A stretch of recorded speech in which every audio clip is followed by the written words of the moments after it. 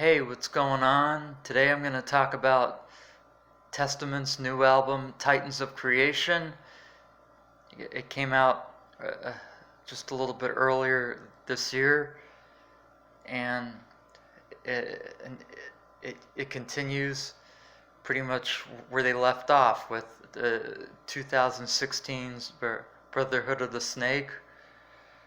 Now, Testament's a band that are true veterans. They've been around since thrash's first wave, which was in the late '80s, which with such albums as the Legacy and the New Order. But Titans of Creation has a couple of differences to those. One thing, it's a bit more melodic, but Chuck Billy sounds just as good as he did back then.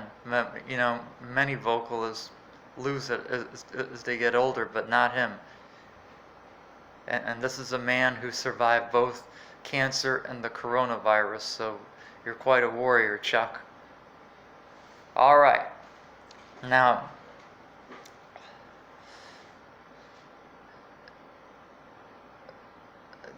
the first, how does this album go? The first track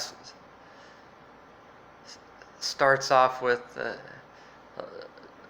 Children of the Next Level, which is a good song, but the video is animated, which I really don't care for. The second track, World War III, is very thrashy, and since Slayer retired, I think they wanted to give them a mini tribute to them by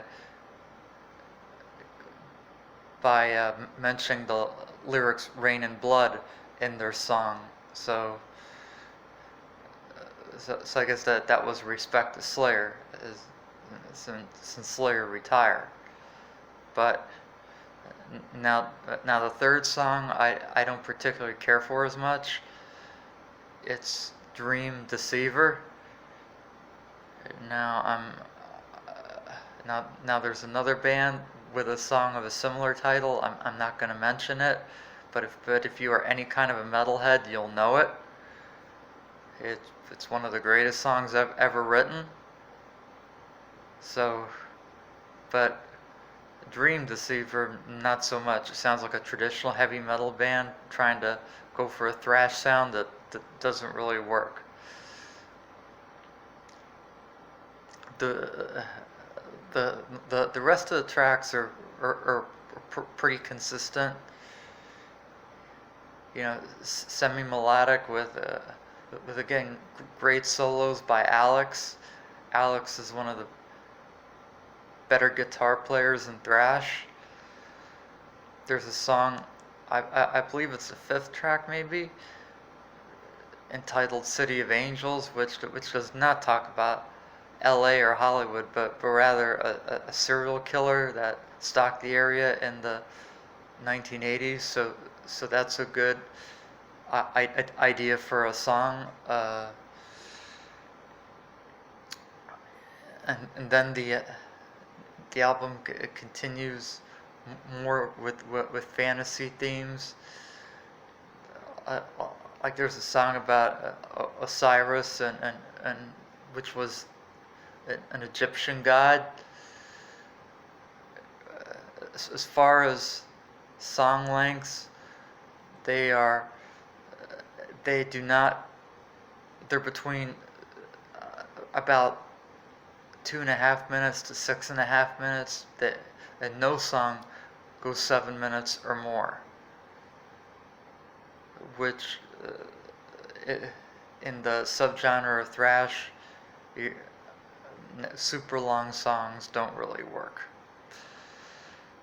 On the overall, I like that this album. It does have some good guitar and slight vocal melody to it.